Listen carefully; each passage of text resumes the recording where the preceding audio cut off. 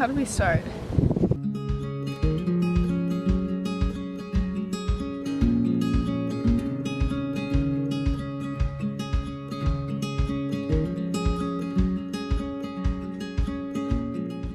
So I had planned to do it in this place called Jiande, and it's like 2 hours away on a train from Shanghai.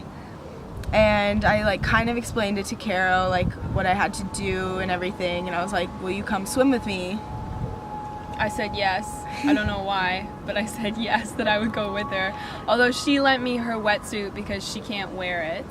Yeah, so you can't wear a wetsuit, obviously, because you can't wear a wetsuit in the channel. So for your qualification swim, also can't wear a wetsuit. So yeah, gave Carol my wetsuit. She was like, I'll swim for like 30 minutes maybe. And I ended up joining her for the last... I was going to join her for the last hour because I thought that would be motivating. And then she popped up after hour 4 and she was like, please, can you get in? Like, I'm losing it. Please get in. So I ended up doing the last 2 hours with her. And I was freezing and I'm wearing a wetsuit. I literally couldn't feel my face or my hands. I have no idea how she was in there for the first 4 hours in just a regular swimsuit. I have no idea how you could still even move. Well, you were barely moving. I was barely moving.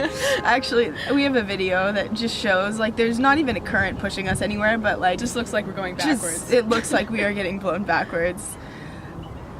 Yeah, I think at hour like 4, I was like struggling so hard, and I was like, okay, Carol, I really need you now.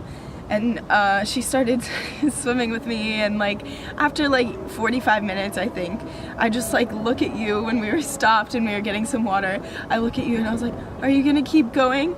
And you were just like teeth chattering. You're like, I okay.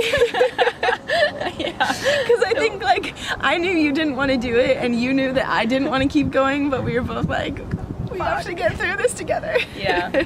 Yeah. The reason that I chose this place, I had done a swim there last summer, and I remember that even in the summer the water was pretty cold there. So I was like, that's probably promising that we can get some cold water. But I was planning on swimming in the river, and then ended up contacting this guy that I had from the race who was a local to Jiande, and I said, I want to come, like this is what I'm doing, I need to swim for 6 hours.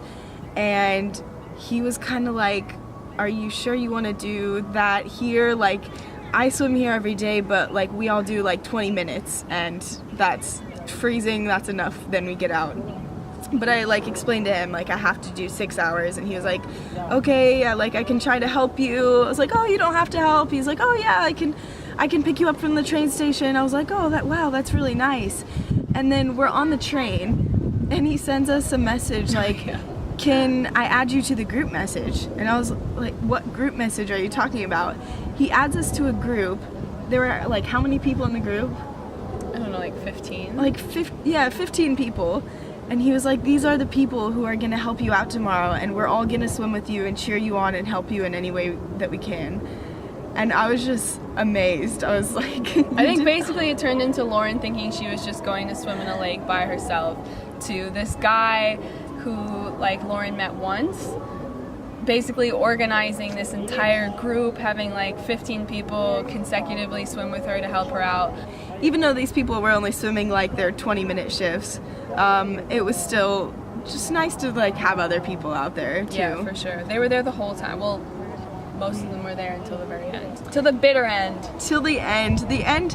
So the thing about a cold swim, and so when I say cold, like I couldn't even put my fingers together because like they were just too numb. And I remember the guy who was in charge of the whole group, he kept like telling me to move my fingers just to like see that I still had feeling and that I was okay. And I was just like trying to like force it, like, and then he would hand me a water bottle and I'm like trying to grip it but like struggling so hard. Had, like... But the worst part for me, actually, getting in is hard, but getting out is so much harder. It's like your body is trying to recover, but you're still, like, I always just end up just shaking. Like, I can't do anything about it. I'm just shaking so much. And just immediately these these little Chinese ladies, like, just grabbed me and started like warming me up, like rubbing me. Mind you, I also got out of the water at the exact same time, but nobody came to help me. Instead, like 10 people rushed over to Lauren to like pick her up out of the water and like wrap her in towels, which was totally justified given I'd only been there in for 2 hours with a wetsuit, but it was still pretty funny. Yeah, and they were like changing her. Like she was basically immobilized and they were just like taking her clothes off for her and trying to get her warm and like rubbing her up. Yeah, it definitely took a village. So. There's a great picture actually that I'll put in here that's like just this one lady who looks like she has like a death grip. Yeah, she would hug. fight someone if they tried to throw me back in that water. Yeah, like she was seriously. not gonna let that happen to me. So we arrive in Jiande, this guy picks us up. And like we were kind of tired at this point. We were like, okay, it was we're like just, 8 p.m. Yeah, it 8:30. wasn't early, and we were like, okay, we have to get up early. Like, let's just go straight to the hotel. Right. And this guy is like, oh, we have arranged. We're gonna go to a tea house. It was like one of the guys on the team, on their open water swimming team, had a tea house. Yeah. And he insisted that we go, just for a little bit at least. And then we get in there and like one by one we're meeting, like the entire team basically shows up. It was so obvious that he arranged basically the whole team to come meet us at this tea house. They brought a ton of like sweet snacks, way more than we could ever eat, and no one else was eating them except for us. We were expected to, I don't know, eat the to whole finish thing. all of the Chinese We snacks. were trying to be polite, so we're just like, we don't want it at all. We're just like stuffing it in our mouths, like trying to be polite. And then, of course, the cigarettes come out. Because, yeah, in China, that's just like, they offer you cigarettes. That's how they're They nice. offer the cig. It's very nice. I made the foolish decision to actually smoke mine. I felt so ill. So ill. That combined with, like, sweet snacks was just disgusting. Lauren didn't want hers, so they offered her baijiu instead. Yeah, just, like, all of the things that you don't want before a swim, that's, like, what we had that night. Pretty much, yeah. So I think we were feeling nice and fueled. Oh, and then we took pictures one by one with each member, and then each combination of people, and then the whole team. All in the same pose, just like this. Everyone has a picture of this, just like this. Every single person. That was exhausting. Is anyone else swimming tomorrow? Because I feel like we're treating this like we're about to go out afterwards. This is a pre-game. I don't know what's going on.